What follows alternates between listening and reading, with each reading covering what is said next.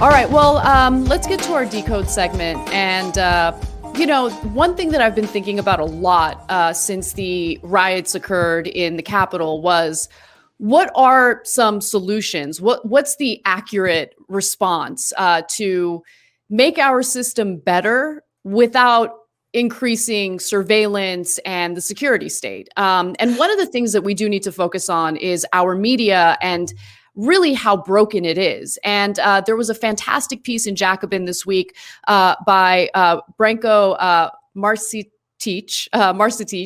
and he talks about where people get their news and how we've been focusing on the wrong medium. We've been focusing on social media far too much when you consider where the majority of Americans consume their news. And there is a problem with this for-profit media model. So let's get into it. Let's talk about that. One of the more amusing interactions in news this week revolved around a Trump-loving pillow entrepreneur named Mike Lindell. The My Pillow guy, has been regurgitating unfounded claims of widespread voter fraud, and it's gotten himself and people like him in quite a bit of trouble as Smartmatic and Dominion, two companies who, create and manufacture voting machines and voting software, are suing because of defamation. These are lies. The defamatory remarks made by Mike Lindell has caused damages to these companies. And so as a result of these defamation lawsuits they filed, the media is kind of scrambling with the question of what to do. Do we still have this attention-seeking, ratings boosting Mike Lindell on? And if we do, it might lead to a legal liability here, considering these defamation lawsuits. So with all that context in mind, take a quick look at this wonderful moment on Newsmax when they brought Mike Lindell, the My Pillow guy, on to discuss PC culture and right-wingers getting censored. But Lindell wanted to talk about something else. Watch.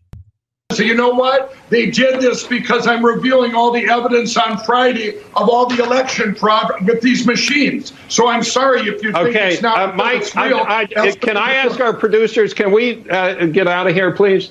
I don't want to have to keep going over this. Actually, we at Newsmax have not been able to verify any of those allegations that you're Mike, hold on a second. Everybody hold on a second. Mike, hold on 1 second. Let's talk a little bit about just what is happening overall in terms of censorship. That was fantastic. And the truth of the matter is, if it weren't for the pending lawsuits claiming defamation, Mike Lindell would be able to continue spreading his lies about widespread voter fraud. He would spread misinformation to the American people, which of course has led to quite a bit of division, especially when it comes to the outcome of the general election. And honestly, when it comes to defamation lawsuits, consider the fact that many people shy away from them because the burden of proof in these lawsuits is so high. You have to prove something known as actual malice, indicating that there's evidence that the individuals who are being accused of defamation intentionally engaged in this behavior. They maliciously engaged in this behavior. And you also have to prove damages. And so you can understand in this for-profit, deregulated media industry where, again, profit comes before everything else, including informing the people, misinformation spreads, sensationalism spreads, and it's not done in the public's interest. It's done to make these private corporations incredibly wealthy by driving up ratings and bringing in more revenue through ad dollars. Now, when we think about the spread of misinformation in America, a lot of that focus has been on social media, right? The spread of fake news on Facebook and Twitter. And to be sure, that is an issue, but it's not as influential as the misinformation people get from television news. And to be sure, television news and radio, because of the nature of public airwaves, had to be licensed if you wanted to do a show, a news program. And that licensing came along with certain regulations. Those regulations were repealed in the 1980s under the Reagan administration. And that's what led to the disastrous media landscape that we're experiencing today.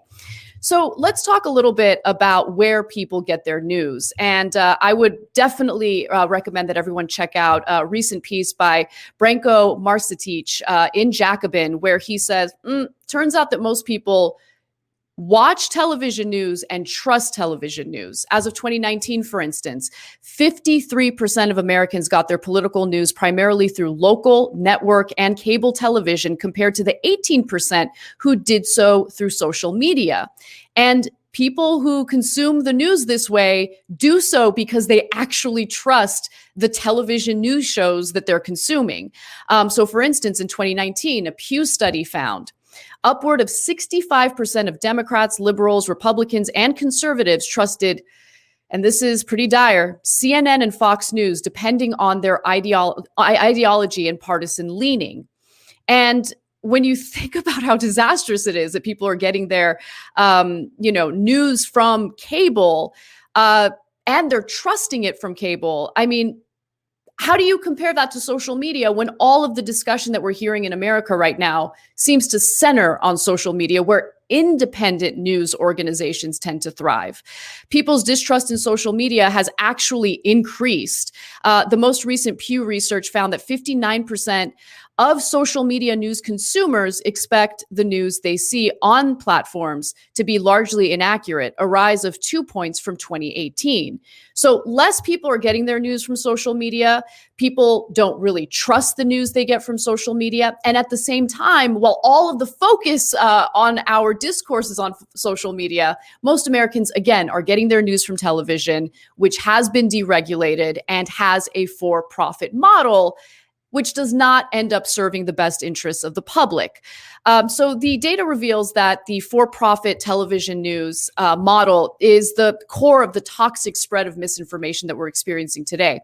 According to the Berkman Klein Center study published last year, based on 55,000 web stories, 5 million tweets, and 75,000 Facebook posts, social media played a secondary role in spreading disinformation about mail-in voter fraud, which was instead an elite-driven mass media-led process, most often Fox and talk radio. And obviously, there are dire consequences to people relying on Fox and talk radio to get their news, especially when it comes to the election. Here's what that looked like. Some people at the protest told us the delays in news outlets projecting a winner contributed to their belief that Biden stole the election. Put America first, or else it's going to be America last. Stand together. You don't think there's any way Trump could have lost? No. Really? Yes. How do you go from almost losing 200,000 in 5 hours, you're down to 30,000 votes away from winning? A lot of Democrats voted in the mail, they voted absentee, they voted before election day. And in a lot of states, those election day votes got counted first. That's why Trump had that early lead. And then once those other votes started getting counted, that is how Biden caught up and so overtook. Where are all the Trump ballots that were mailed in? Well, why are we finding them laying around in different places? But Trump was telling everybody not to mail it in, right? That's why there's so much more mail-in Democratic votes, no? No.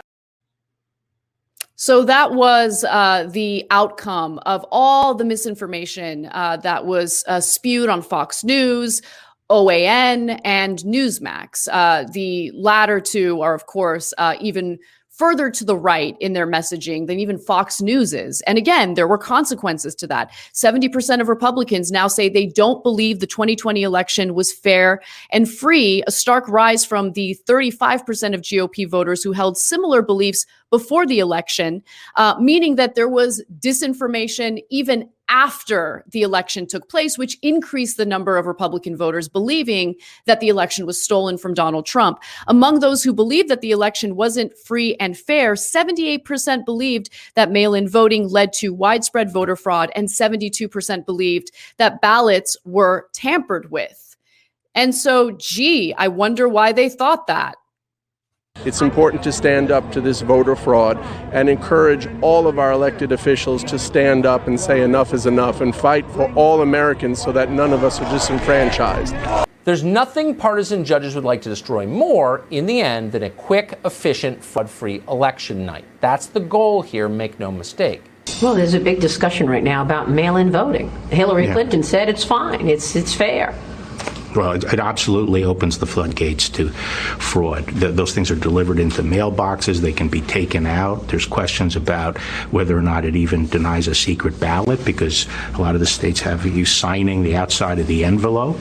Trump won the election. He'll win the recount. He'll win in court. Right now, Joe Biden is pretending to be the president-elect. So, following all of those news reports, of course, it just led to more division. It led to what we saw in the Capitol a few weeks ago with these rioters breaching the Capitol building and wreaking havoc. And some might think, well, this is just our system. This is just what our media is all about. There's nothing we can do about it. But the fact of the matter is, we used to have standards for the public airwaves in order for someone to receive a broadcast license, in order for a news organization to qualify for a broadcast license. They had to undergo FCC regulations that required them to serve the public interest, to cover topics that mattered to the public, to ensure that they covered those topics fairly by providing the arguments made on all sides, to also provide an opportunity for someone who might have disagreed with a newscast to make an appearance on the same newscast to make their case. And those regulations fell under something known as the fairness doctrine. From the 1940s through the 1980s, there was this FCC regulation that called for the mandated for broadcasts to, again, devote reasonable amount of time to issues that matter to people. And then the second part was about fair coverage that provides opportunities for different points of view. Now, the stations who abided by this regulation had wide latitude to do this or to fulfill this need by, let's say, having someone coming on to share their opinion. There was no regulation indicating that they needed to be given equal time on a newscast. So again, there were different ways that news organizations could fulfill the requirements of this regulation. But the way that the right wing, really framed this was nothing more than a violation of free speech. Now, we'll explore that in just a second, but I do want to talk about some of the provisions, some of the important details that the FCC regulations under the fairness doctrine entailed, like the right to respond, and I'll give you some specific cases. For instance, in 1967, the FCC announced new rules governing the right to respond and held that when a personal attack against an individual's or a group's honesty, character, integrity, or like personal qualities was waged, or when a broadcast licensee offered a political editorial endorsing or opposing a qualified political candidate, the broadcast licensee was obliged to notify those in question of the date, time, and identification of the broadcast. The broadcast licensee was also required to provide a transcript, tape, or accurate summary of the personal attack or editorial, and to provide a reasonable opportunity to respond over the broadcast licensee's facilities. And so there was a very specific case that you should know about. Here's what it entailed. Take a look. The FCC created the doctrine 38 years ago. Its most famous challenge, the Red Lion case in 1964, involved a crusader. We will bring leadership back to this country for Christ and against communism. The minister attacked a liberal author, Fred Cook, in a radio broadcast. The station refused Cook's request to reply. The FCC and then the Supreme Court sided with Cook, citing the fairness doctrine. But today, the FCC cited the same Red Lion decision, saying the court opinion said the doctrine should be ended if it chills speech. But it didn't chill speech. As you guys can imagine, it did quite the opposite. It provided for more speech. And the argument that we hear over and over again is, especially from right-wingers these days, is that if you hear speech that you don't like, you don't combat it by censoring it, you engage with more speech. But historically, the right wing in this country has not been in favor of more speech. Historically, they've done everything and anything to squash opposing points of view in newscasts. And by the way, Mike Pence, who was a talk show radio host back in the day, obviously a right-wing talk show radio host, was one of the biggest proponents of repealing these FCC regulations. By the way, another example that is incredibly important to kind of look into is the case involving a television station in Jackson, Mississippi. This was WLBT, which was the first ever television station to lose its license for its incredibly racist defense of segregation. So I'll give you details on what happened there. Individual activists and the state chapter of the NAACP had pressured WLBT for years to allow Black Mississippians response time under the FCC's fairness doctrine, which required local stations to offer airtime for opposing views on controversial issues. But in the fall of 1955, Thurgood Marshall, NAACP lawyer and, of course, future Supreme Court justice, appeared on NBC News on an NBC News program to discuss the implications of the court's 1954 and 1955 Brown v. Board of Education decisions, which declared segregated schools unconstitutional. Marshall had argued that the cases before the court. WLBT, just to give you an example of how awful they were, interrupted the broadcast and instead aired a slide that read, "Sorry, cable trouble from New York."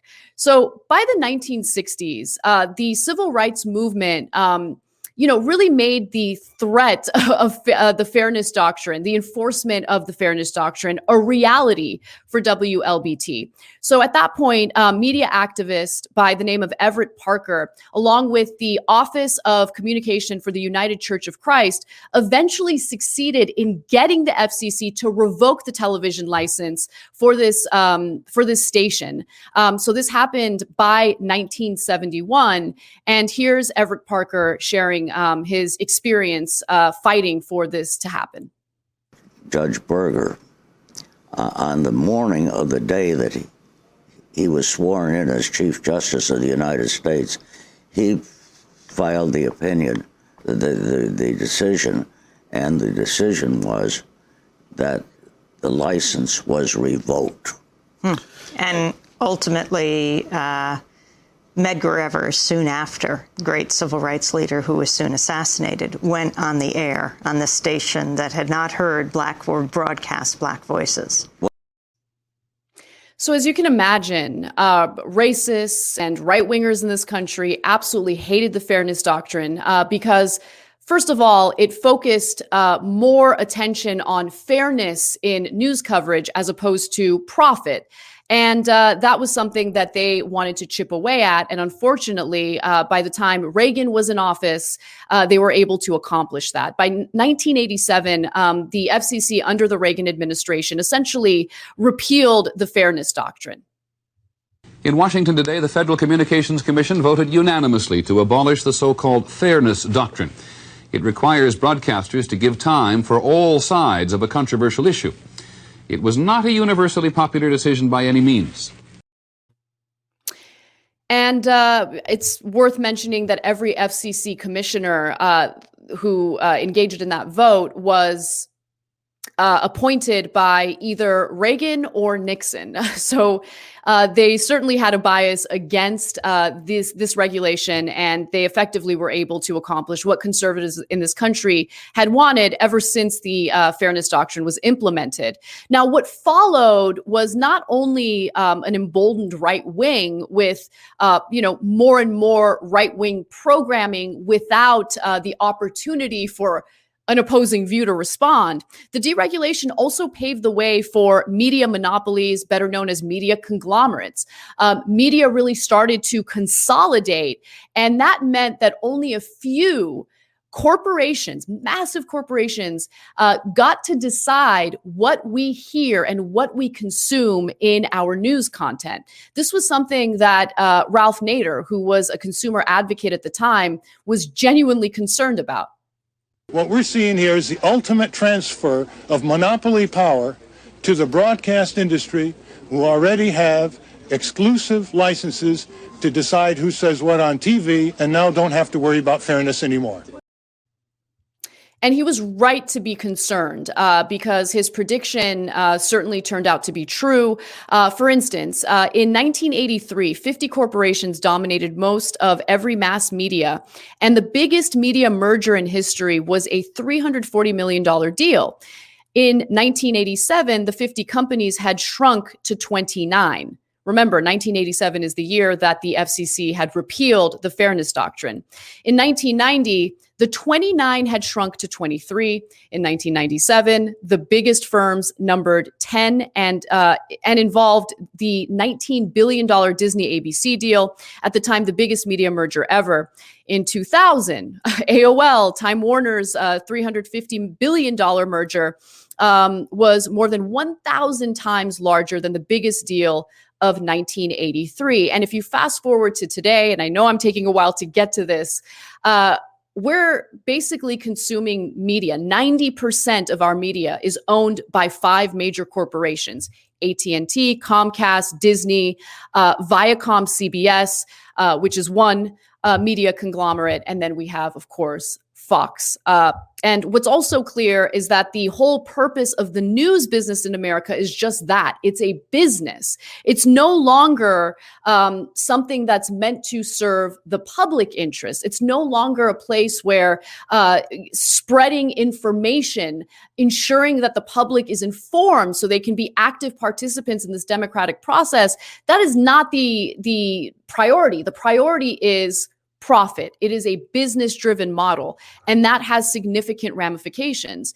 And by the way, if you want to focus on how that's, recently negatively impacted this country, think about the fact that, ratings-driven profits might be the reason why the CBS CEO at the time, Les Moonves, was very much in favor of giving Donald Trump a disproportionate amount of attention and news coverage in 2015.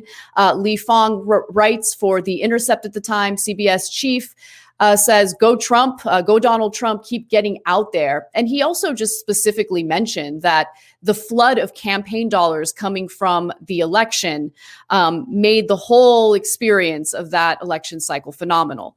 And when you're worried about profits, when that is the top priority, so-called news organizations, I mean, I'm being generous in calling them that, like Newsmax, end up having to tuck tail, and they have to end up sucking up to the gravy train, even when they know it involves a legal liability, which is why the whole Newsmax Mike Lindell story ended like this. There was some confusion, and Mike thought that we were to talk about vote fraud in the recent election. It's a topic we have covered extensively on Newsmax. I was frustrated that we couldn't focus on the current, very pressing issue of free speech and cancel culture. And in hindsight, there is no question that I could have handled the end of the interview differently. At Newsmax, we seek out all points of view. Mike was back on Newsmax last night with Rob Schmidt on his show to continue the conversation about cancel culture and the censorship by social media. Mike also made clear he thinks Newsmax is great, his words, and I can tell you he will continue to be an important guest on Newsmax. So sad, so pathetic. And I guess that's what happens when you're chasing dollars. When you're chasing profits, you have to put your own dignity aside. You have to put the best interests of the public aside, and you have to suck up to the very people who might actually get you personally sued as a result of their spread of defamatory content. And so Bernie Sanders is absolutely right in what the accurate media model should be in this country. We should have local, publicly controlled, democratically controlled media. Media that, again, is meant to serve the public's interest as opposed to serve as a vehicle for profits. There shouldn't be a situation where our anchors bring in literally millions and millions of dollars, essentially disconnecting them from the realities that the majority of Americans are facing today. And so re-implementing the fairness doctrine is certainly a good first step. I mean, this is something that people aren't even talking about right now, but it could be a good first step if we're genuinely concerned about rooting out the spread of misinformation and disinformation in this country. But really focusing on the solutions that have been put forth by Bernie Sanders, someone who seems to be right about pretty much every issue, makes more sense. And hopefully it's something that we can accomplish as a long-term goal. Yeah, and I'm really glad you brought this up, because I think on the left, when we talk about deregulation, that happened in the late 70s, early 80s, a lot of times we talk about deregulation of trucking, of finance, of the airline industry, of labor law, but we don't really talk about the media as much. And I think it's good to hear that, I think a lot of us feel kind of hopeless in this media landscape. Like, what do we do about it? But I think, there were solutions in the past that we can build on, and we need to, because obviously it's happening not just on the right. I mean, think about the left, liberal mainstream media during Bernie Sanders' campaign, and it was interesting hearing about that law that, if you attack someone's personal character, they have to be able to respond. I mean, just imagine when they brought the body language expert out against Bernie, if he would have been able to respond to that, that would have been a whole different ballgame. Definitely. And the fairness doctrine, like at the core of the fairness doctrine, again, was this idea that the news is not meant to be profitable. Like the whole point of the news is to serve the public's interest. And so remember, whenever you hear arguments against this type of legislation because it's against the First Amendment, it stifles speech, it literally does the opposite. It creates more opportunities for robust discussions and debates that we desperately need in this country. And, I remember when Fox News used to try to present itself as fair and balanced when it wasn't fair and balanced at all. The reason why they would do that is because that's what the public wanted. And so it was a good marketing scheme for them, but they didn't actually carry out fair and balanced programming. We need to get back to a point where fair and balanced programming in the public's interest, as opposed to in the interest of making money, is how our new system works. We don't have that. We're very far from that right now. Yeah, and it has political effects. I mean, think back to the Bernie campaign. I think one of the biggest things I realized coming out of that is the mainstream media still has a huge effect on people politically. So many people I know liked Bernie, but they were convinced that everyone else did not like Bernie, and it was just relentless. At first they don't cover him, and then, the relentless attacks. So, like you showed with the data there, people still do watch the mainstream media more than social media, and it does have effects on political outcomes.